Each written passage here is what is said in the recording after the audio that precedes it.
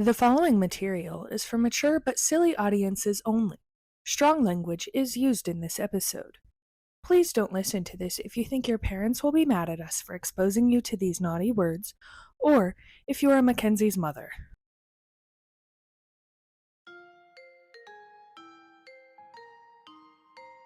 Doctor, here's a bunch of money. I need you to say my thang be thangin'. King Henry VIII's dick is massive. Hello, my name is Addison. I'm Mackenzie, and we're your co-hosts. Welcome to Silly Religion. Let's get silly. So today, we're talking about our main hoe, Yes. King Henry VIII. King Henry VIII! What a man. So I figured we'd start off the first segment. I guess it's the second segment. We had to scratch the first segment. It was too hard. By doing some trivia about the wives. Because, they deserve to be mentioned, but I feel like he's the one on the wall. They got a whole musical, but that doesn't matter. So I found a Six the Musical quiz, which is really just from Six the Musical's website. They have a quiz. You get to pick your quiz level. Do you want beginner, intermediate, or expert? Let's... Which do you want? I feel like intermediate, because we're claiming not to be experts, so I can't do expert level. But I don't want to seem like a wimp and do beginning. How well do you know our Tudor queens? Tonight our queens are going to tell you a story you think you've heard before. We've all been taught the famous rhyme, but how well do you really know the Tudors? Which queen's emblem was a phoenix? Jane Seymour, Anne of Cleves, Catherine Parr, or Anne Boleyn? She was very confident going into this. Can I do beginner level? Yeah. You don't know these either. I'm not claiming to be You could help. I know nothing. Okay, we're six, but can you guess who we are from these 6 clues? Okay, this I can do, I think. I'm the Catherine who lost her head. The options are Anne Boleyn, Jane Seymour, Catherine Howard. Correct answer. In 1522, I came straight to the UK.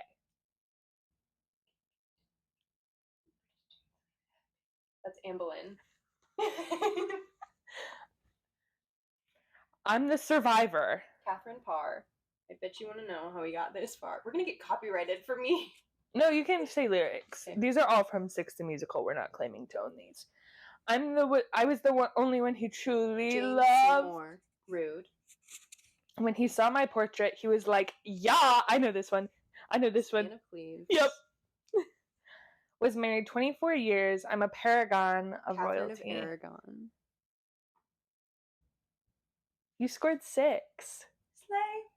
Slay. Should we do the expert one just for shits and giggles? Yes. That's our first swear word of the podcast. Oh my gosh. We didn't even say fuck. Damn it. Okay, who was the first Tudor? What are my options? Because I have Henry VIII, Henry V, Edward VI, Henry VII. Let's go with Henry VII. Correct answer. He was the dad of Henry VIII. He was. How many of the queens were married before Henry put a ring on it? Your options are 1 through 4. 1, because it was... Incorrect. The answer is 2. Catherine of Aragon was married to Henry's older brother. We're gonna get into that. That's on my notes. Maybe we should just move on. Okay. To what was the other one? Catherine Parr. Oh. She was married twice. Okay. So. Yes. Religion before Henry. More like Henry before his slut era. Okay. Because Henry was deeply religious. Okay.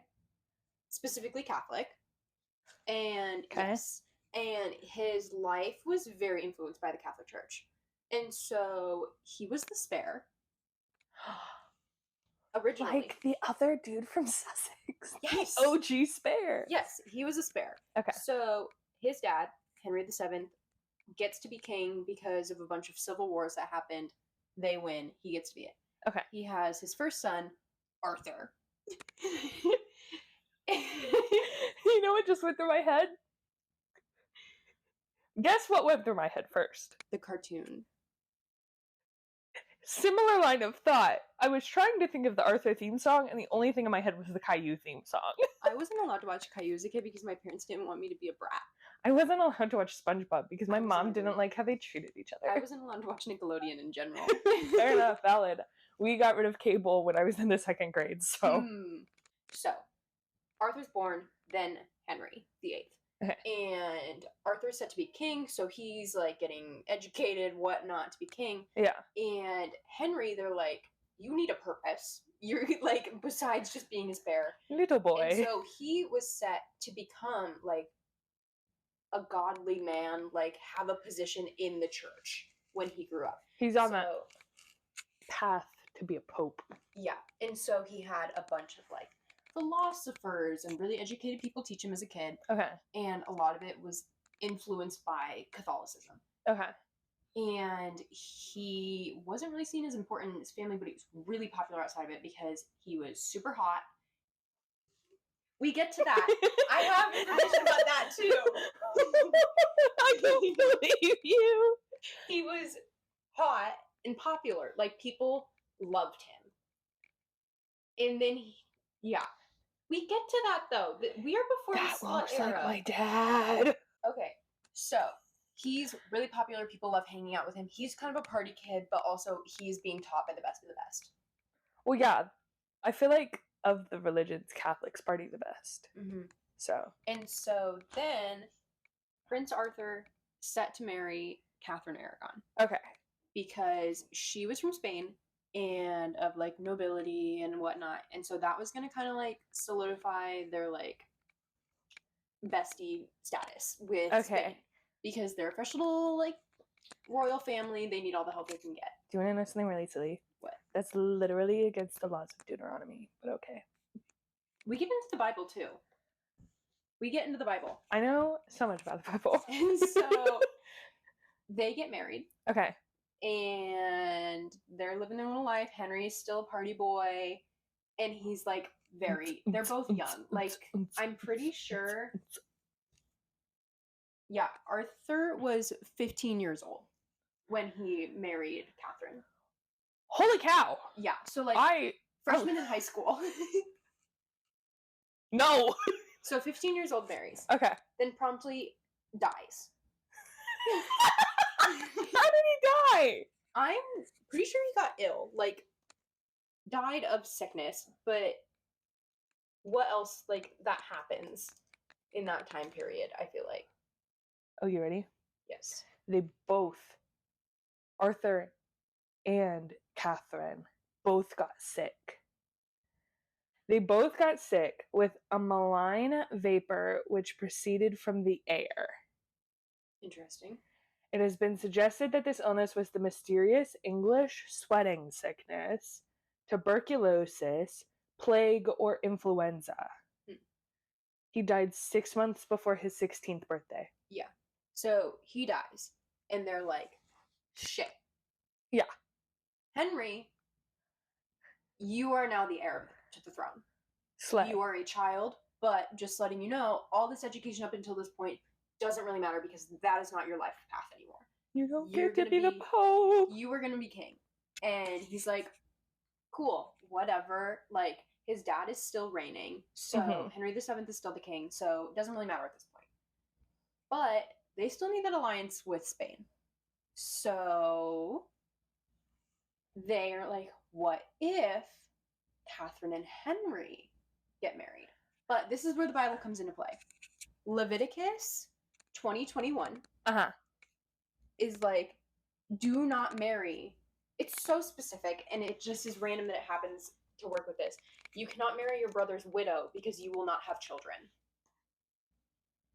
Leviticus 20:21. If a man marries his brother's wife, it's an act of impurity. He has dishonored his brother. They will be childless. And so this is where the Catholic Church comes into play. Yeah. They go to the Pope. They're like, hey, bestie, we need this to happen. Make it happen. They're like, we control you. What do we need to do for you to say yes? And the Pope's like, yeah, permission from God. Go get married. That's what the popes do. Permission from God. Go get married. So they get permission, and then Catherine and Henry get married. first of the How six. old are they?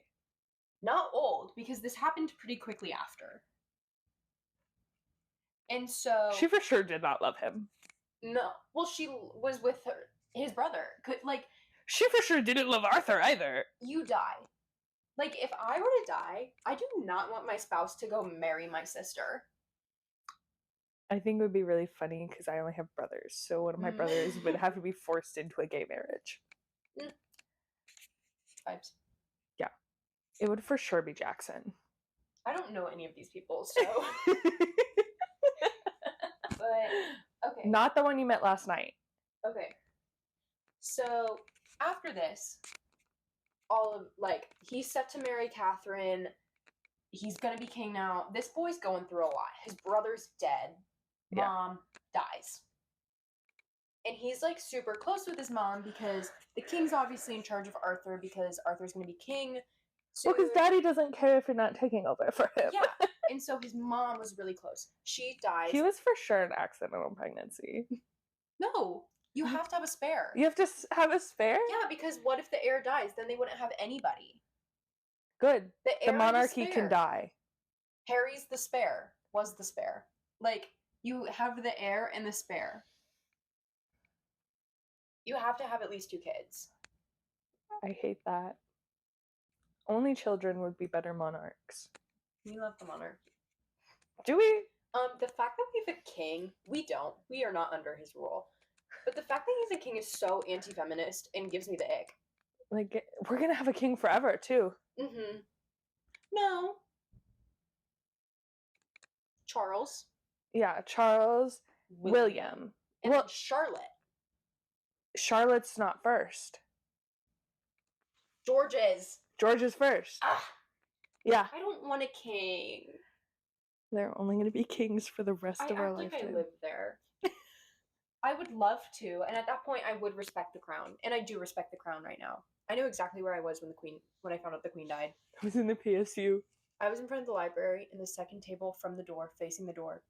And I found out on Instagram, and I stopped doing my homework for the rest of the day, and then God Save the Queen started playing. I remember where I was when Matthew Perry died. Okay, Mom dies. Yeah. Henry VII is still king, because he's still alive. Henry VII is paranoid. Yeah. He becomes, like, tyrannical. Like, is killing people, charging money for a lot of things, like, awful. People are like, we hate you as a king. Good. Dies. Good. And everybody is like, thank God you're dead. Yeah. Like, they're excited because now popular Prince Henry VIII gets to be king. And they're like, fuck yeah. Okay. Fucketh to the yes. Fucketh to the yes. And so they're super excited. He becomes king. He is still under the influence of the Catholic Church at this point. Yeah. He is a deeply Catholic man. Catherine is also Catholic. Yes. Catherine's main jobs: make male babies. Good. Keep alliance with Spain. Good. 2 jobs. Only 2 jobs. I have a feeling she's not going to be able to do that. No. They have 5 pregnancies. None of them produce a successful male. Well, because Leviticus said they can't. There were a few boys that I think died. And the 5th one that was kind of Henry's last straw was that she was a girl. Princess Mary, I think her name was. Oh my gosh, wait, is that where we get Bloody Mary from? Did they say Mary? I'm not sure. I'm pretty sure. Yes. Yes. Yes. Keep going, I'm because Googling. We get into that later. He didn't marry Catherine until he was 18, so there was a bit of time, but they were like set to marry. And so as he's king, he is spending loads of money and doing all these things. He's partying hard, and they're like, we don't have the money for this. And he's like, well, sucks to suck. Yeah, this is how you raised me. I didn't take an economics class. I am king. I want to, like, spend money. Yeah. And so he giving French vibes, honestly. Yeah. So he is spending an insane amount of money, and his one goal is to conquer France. He wants to go down in history as the man who conquered France. And all of his advisors are like, you are spending all our money, we have no money, and also, no. And so Cardinal Wolsey, what a man, is like, if I help him, I will get personal gain from this. Yeah. So he goes up to our bestie and is like, hey, you're king. You can do whatever you want, man. And becomes his advisor and starts working his way up and is advising him. And so Henry's like, we can invade France. The battles happen. God said so. What not. At this point, still no baby boy. So, like, is life really successful because you've only had a baby girl? And, like, who cares? She, like, and of course, it's Catherine's fault that there's been no boys. Well, not the Bible. Also, not the fact that sperm is what determines the gender. Well, the sex, but yeah. I'm pretty sure he had, like, an illegitimate child because he had a ton of mistresses. Well, yeah. Yeah. Have you seen him? One has a boy. So he's like, it's not me, it's you. But he can't say I've had a boy. Yeah. So he's like, yeah, okay, like, we just need to figure this out. We need a boy. Yeah. And so... we'll pray about it. Yeah. And so, Pope comes to Henry, like the Pope, and is like, hey, France is not the Bible. We're kind of battling them too. And Henry's like, this is my chance. This is my chance. I can help the Pope, and I am taking on France. So he does that. He is still so involved with the Catholics. He is a Catholic lover. He is a fanboy, a stan of Catholicism. That man right there loves the Catholics. Yeah. He looks like he would love the Catholics. You see that nose? Mm-hmm. He's up. That's a brown nose. He's up the Pope's butt. Okay. Anyways. This is where shit gets bad. Okay. So, Catherine, still no babies that are boys. And things happen with Catherine's nephew that result in her nephew having control over the Pope and their alliance with Spain breaking off. So now Catherine... she had one job! 2 jobs. Yeah. So now Catherine has not had a baby boy and the alliance is broken. And so he starts looking for other girls. Yeah. And this is where we get into a slut era. Slut, slut, slut, slut, slut. So he is looking at other ladies while he's still married. And he finds Anne Boleyn. Oh, okay, yes. She is one of Catherine's ladies in waiting. She's also Protestant. And a big fan of the Reformation. She's not like other girlies. She's a Protestant. How dare so she? Influence starts coming. So he is like fallen in love with her. Well, because like the Protestant Reformation was 1520. It's the year it technically started. Yes. I don't know if I have a date for when they get. Well, I mean, he asked for his marriage to be annulled in 1527. Okay. And so he starts like falling in love with her. He's writing letters to her of like, I love you, like I want to do naughty things to you. naughty things to you. Okay. And she is such a girl boss. Because she goes, Henry, I don't want to be your mistress, I want to be the queen. So unless you can do that, I'm not giving you anything. Icon behavior. Yeah. And so like love that for her. Okay, well, I need to figure out how to marry this woman because I'm in love with her. Yeah. So he goes to the church. It's like, hey, besties, I need an annulment. I need to divorce my wife. Yeah. Trial happens, and then Leviticus comes back up. The Leviticus clause. He argues that Leviticus 20:21 is the reason that his marriage is not working out and they haven't had a kid. And that the Pope is in the wrong because he gave permission for the marriage. And so it's the Pope's fault, and there's nothing they can do about the marriage, and so the marriage needs to end. You know, I see his logic. He's really trying to girl boss his way out of this, but the issue is he's a man. Also, I remember watching like something about this whole thing like years ago. Okay. And I vaguely remember him also being like, we don't know that Catherine didn't have sex with Arthur. So like they were both sick the entire time they were married. This could be illegitimate. True. Too. Yeah. So the child could be illegitimate. Mary. So he's finding any way possible to get her out. And the Pope is under control of Catherine's nephew still. Yeah. And he's like, no, sorry, you're married. Suck it up. And this is when Henry begins to be like, what if I don't like the Catholics? Before this, he literally wrote a response to Martin Luther's theses. Yeah, I know that. And was given the name of Faith Defender. Yeah. And now he's like, what if I'm not Catholic? What if I'm not vibing with this? Yeah.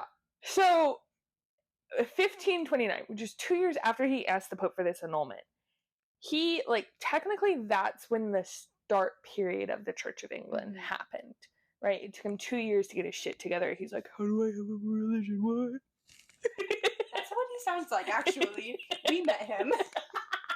And so he goes, forms the Church of England. He passed a bunch of laws in their government which, abolished the authority of the Pope. I have it written down. Within England. Papal authority is what it's called. There was the active supremacy and the active succession. Yeah. So it made him the supreme head of the church, and it took Mary and Elizabeth, because he had a second daughter at this point. Yeah. Because Elizabeth was Anne's girl. Yeah. And took them both out of succession. So he has no heirs at all now. Yeah. Because he took them out. And he was like, I'm the head of the Church of England now. Which, fun fact, if you study early Church of England at all, it's just Catholic. But you can get divorced. There's no difference. Because he loves the Catholics. He is Catholic, born and bred. Yes. And, like, he's like, I'm going to be Catholic, but I'm going to stay in the Church of England so that I can justify divorcing my wife. And they get a divorce. Yeah, they got a divorce. So, like, then what happened with the wives? So, Henry assumes the role of supreme head of the church. He is living his life. He gets married to Anne the day after. Or the week after. Oh my gosh. Imagine being married in that time. Like, you can get divorced one day and then literally get married the next day. I'm pretty sure my parents' divorce took, like, 2 years. Yeah. He, like, marries her quick. Because he's like, He goes, I legally want to be able to fuck this woman. Yes. He is horny. And so he's like, we need to speed this process up, everybody. He looks horny. That's his official portrait. That is a horny looking man. Horny man. I know things about that portrait, though. This portrait is horny jail. Well, that was made for him to look manly. Yeah, it definitely looks like he's doing the thing where, like... Well, see, the royals would eat 5,000 calories a day because they could afford it. Good. But no vegetables.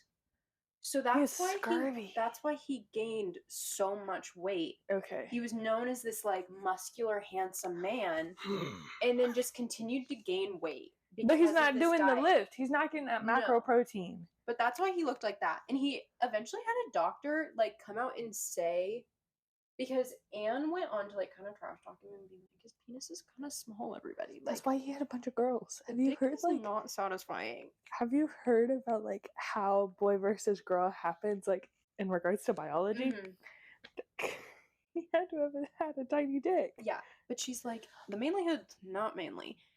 And so... Did he have a doctor? He has a doctor make a formal statement about his health and his, like, bits. He goes, Doctor, here's a bunch of money. I need you to say that the thought... Doctor, here's a bunch of money. I need you to say my thing be thangin'. King Henry VIII's dick is massive. You know what I didn't expect to go in the first episode of our religion podcast? Dick size of rulers. Maybe that could be a But this is religious. Because during all of this, he's trying to run... A church. Yeah. And so, like... Okay, let's read the Wikipedia page, because that's obviously the best. Yes, the best source ever. So, Henry's religious beliefs remained aligned to traditional Catholicism, right? And so the main doctrine of the Protestant Reformation was used as justification by faith alone, like, rather than good works, right? And so he was like, yo, Mass, sacraments, charitable acts, prayers to saints, prayers for the dead, pilgrimage, veneration of relics, which I believe are, like, they're different sacraments, do not get you more divine favor. Doing these things are optional. I mean, vibes. Like, if you don't have to do the work. Yeah, he's eating 5,000 calories a day. He can, like, he is too busy consuming food to be doing these things. He's like, I need a break. Yeah. and some ham. Ham is pretty good, not gonna lie. I have not had ham in probably 3 years. I only smoked ham. Are you a vegetarian? I was, and I'm transitioning out of it. Okay. My friend's dad calls me a reformed and recovering vegetarian. So then, like, do you want to finish up the things with the wives, or do we want to keep going with the Church of England? I feel like some things that are important. Okay. So, Anne results in a beheading because she's saying things about him. Well, yeah, she's committing treason against his dick. There's a forced confession of a man saying they kissed. She and a few others get beheaded for treason, conspiring to kill the king, incest, because it's thought that she was like with her brother or something like that for a little bit. Brother or cousin, something like that. Beheaded. Yeah. Next comes Jane Seymour. Yeah. Jane's a Catholic. Jane is a devout Catholic. Yeah. And she was one of Anne's ladies in waiting. The queens need to stop having ladies in waiting because they're going to get pregnant with her husband's baby. Mm-hmm. So, okay, this is what I was thinking of. He married Jane the day after Anne was executed. Okay. I think the other one was like a week after the divorce, but still very quickly. Yeah. Jane's a Catholic. And whenever she's like talking about it and is like, Catholicism, because he's dissolving monasteries for money to then like fuel his party behavior. Yeah. He goes get his 5,000 calories. He needs money to buy those pigs. Dissolving monasteries simply for his financial gain. And she's like, that's not okay. And he's like, I just chopped the head off of Anne. Do you want to join her? And she's like, you know what? Maybe dissolve the monasteries. Maybe that's a great idea, Henry. Like, I feel like you are just like the man and you're really smart. You're so smart, love. You're so smart. And so she gives him a boy. Good. Finally, third kid. She finishes her job. Gives the boy, dies a week later from complications of childbirth. Jane Seymour, the only one he truly loved, died. I'm really appreciative for modern medicine. Mm-hmm. Dies. So then, he's really depressed after this. I will give him that. Grieving his wife, and like, you need a new wife. Like, you have 3 children. You have a country. Someone has to take care of the babies. They give him like pictures of people and they're like, pick one. We'll go get her. Picks Anne of Cleves. She comes. He's like, you are ugly as fuck. They are together less than a year. I think it's like maybe 6 months. Never have sex. Even though they're married. Good. Yeah. And abstinence also, only. Henry had fallen off of a horse before this. I've heard about that. And so he like received a lot of brain damage from it, and people historians think that that's why he kind of like went off the rails. And he also had like an injured leg that would like ooze and smell. And so he's over here being like, you're an ugly bitch. And she's like, you smell. So they end it, whatnot. Yeah. She goes and lives her life.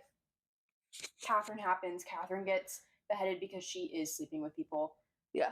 She was also like 15 when they got married. And he's old at this point. Like, she's his second to last wife, and he died at the age of like 55. And she was 15 when they got married. Pedophilia is told you can't do it in the Bible, guys. Read the Bible. I don't know if you saw what I sent you, but somebody said that if Catherine was a Taylor Swift song, Catherine Howard, it would be 15.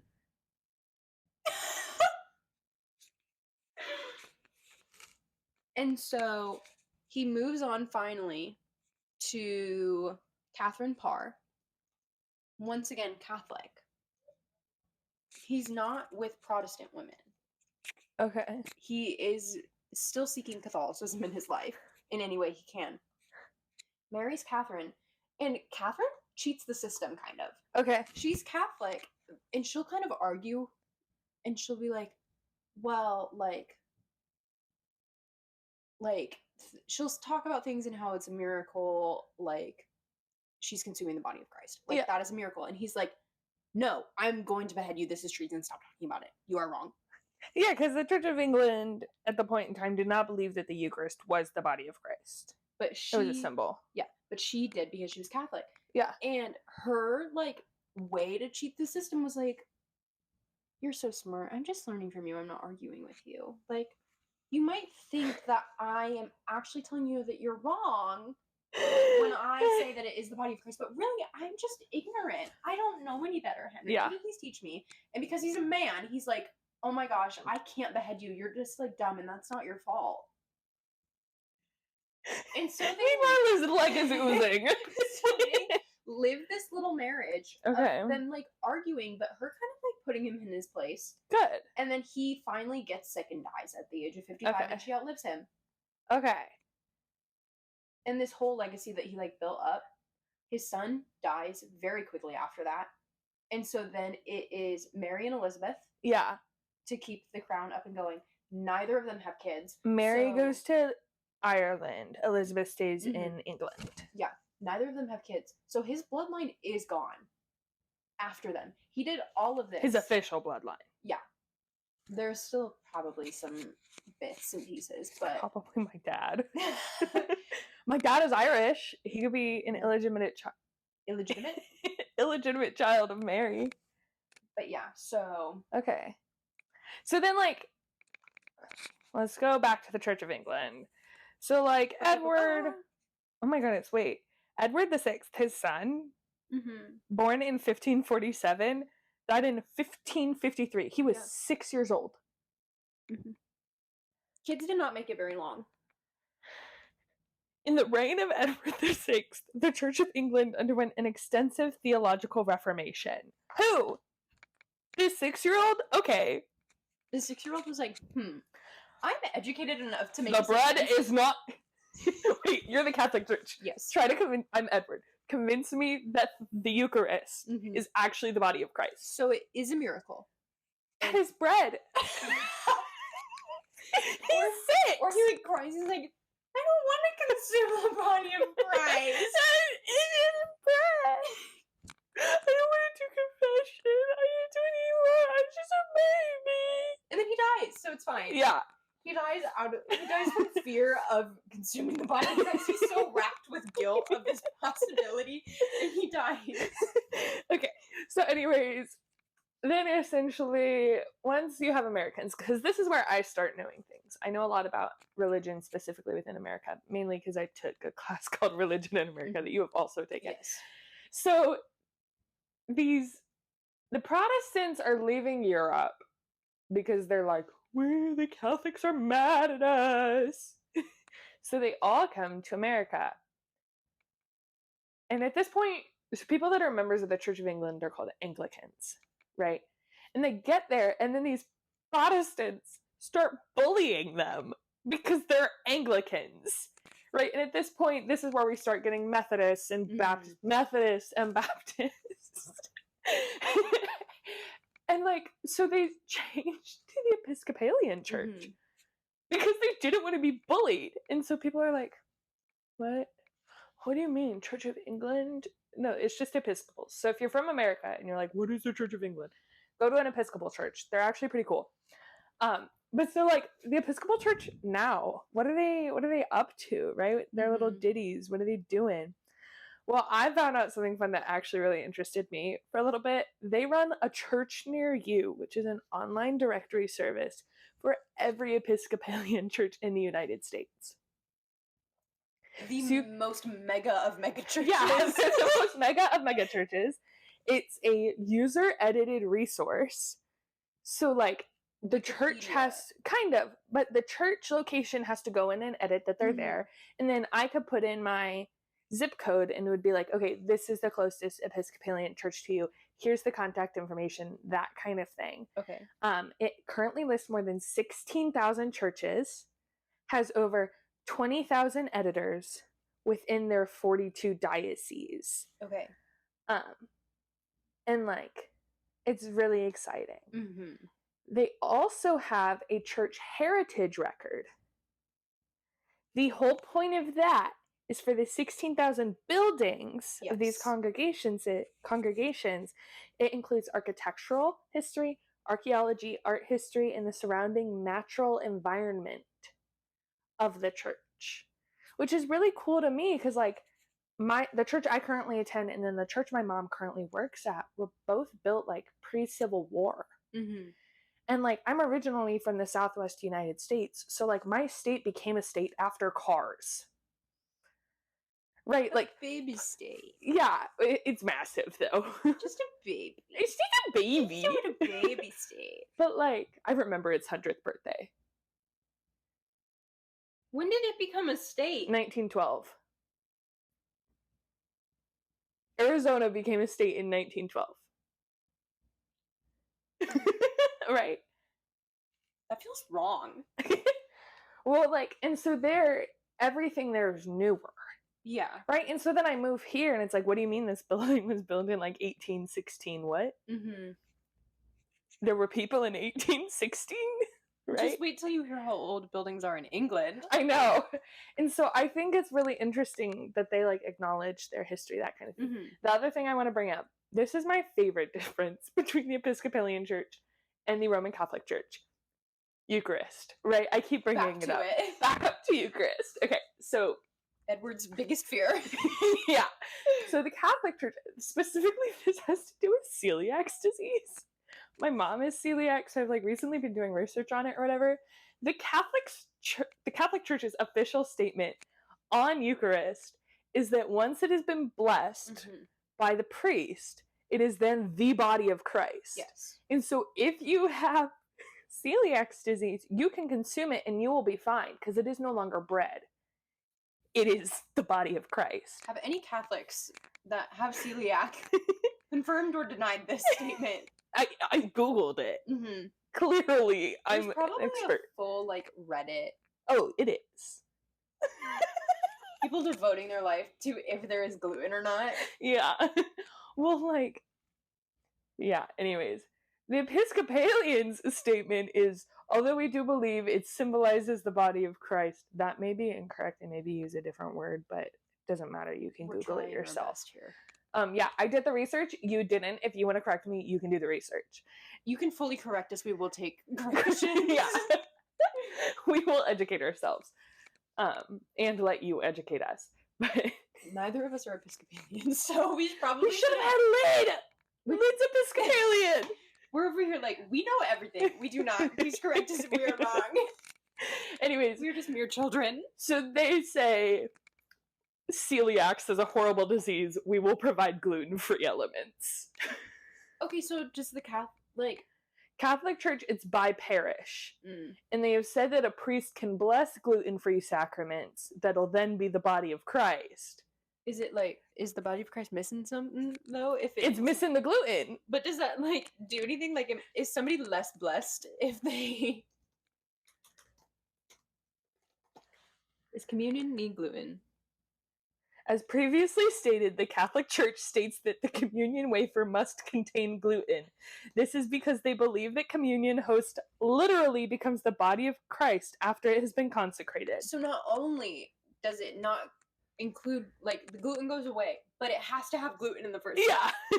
And they don't offer gluten-free options. So Episcopal churches have started offering gluten-free options. And many churches that do communion offer gluten-free. Because, like, celiac disease, you eat gluten and your body's intestinal lining destroys itself, right? It's an awful illness. Yeah. But I guess for God. Like, yeah, for God. Are you really able to make an argument? Like... The other thing I wanted to bring up is some of my favorite Episcopalian celebrities. This is from famousfix.com, so if you're a celebrity listening to this and it's wrong, email me. We'd love to get coffee. Amelia Clark, if you Amelia Clark from Game of Thrones. I saw an interview with her last week. She's so funny and just, like, seems like a very nice person. Let's see. The Hemsworth family. Interesting. Yeah. All the Hemsworths or, like, a brother? Well, right now it so far says Liam, but they're, like, ranked by how many people interact with it. So for right now, I'm just going to say the Hemsworth family. Okay. This is the one I really wanted to tell you about. Josh Groban. So I wanted to tell you this because it has nothing to do with the Episcopal Church. Did you see who is going to be replacing Josh Groban after his run with Sweeney Todd? I did not. Okay, Aaron TV. Slay. Have you heard who they announced is the, like, female main character? No. Sutton Foster. I know Sutton Foster from Shrek the Musical. Like, just hearing Fiona play the leading lady. Or it feels like a stunt cast. Well, did you see that Jordan Fisher is taking over for Hadestown? Yeah, I did hear that. So basically, the Swings are taking over for Hadestown? Yeah. Mm-hmm. Okay, up next, Mariah Carey. Okay. All I want for Christmas is gluten-free communion. Beautiful. Yeah. This was, I felt the need to mention, like, Meghan Markle and Prince Harry and, like, Kate Middleton. And it's like... But I'm pretty sure that Meghan went to a private school that was religiously affiliated. So she might actually be Episcopalian. But was it Episcopalian? Or did she go to a Catholic private school?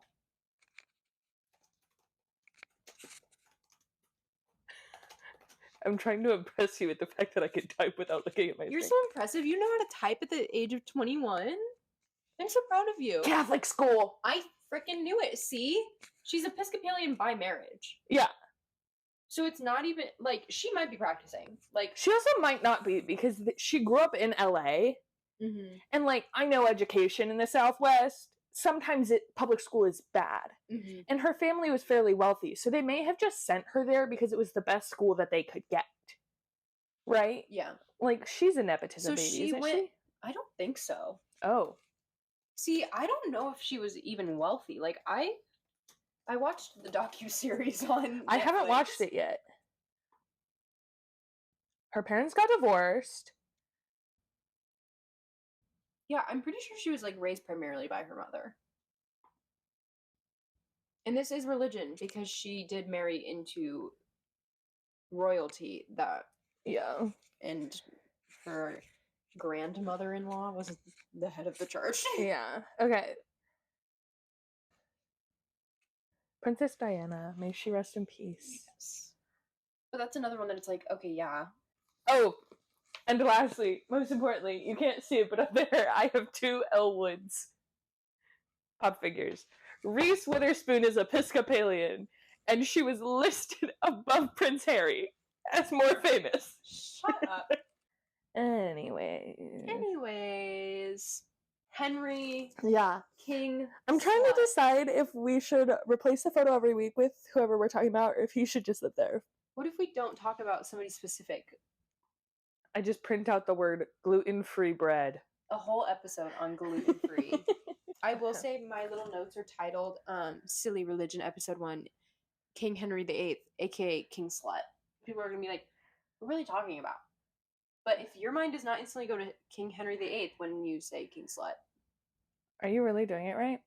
Who else would it be? The 6-year-old Edward VI. Clearly. He was like... Edward VI is like, bread off bread is bread. Have you not seen that John Mulaney skit? That's what I'm showing you when we finish this. I'm just a wee babe. Yeah, just a wee little baby. I don't know things. I'm just a little baby. I'm just a little baby. I am so much younger than you. You're so old. Anyways, thank you so much for listening. Hope you all have a great week. And just remember, stay silly. Silly Religion is devoted to providing a fun, educational, and brave space. We are not experts on the subject, nor are we claiming to be. If something we said during this episode was offensive, incorrect, or just wasn't the vibe, please do not hesitate to reach out to us. If you loved the episode, want to work with us, or just say hey, we would also love to hear from you. You can email us at sillyreligionpod@gmail.com. You can also leave a review and feedback on the podcasting platform of your choice. Silly Religion is written and produced by Addison McCarty and Mackenzie Slump. Editing and graphics are done by Addison McCarty. Closed captioning is provided by Mackenzie Slump. Vibes are provided by The Adderall Shortage. Music is by ScottHolmesMusic.com.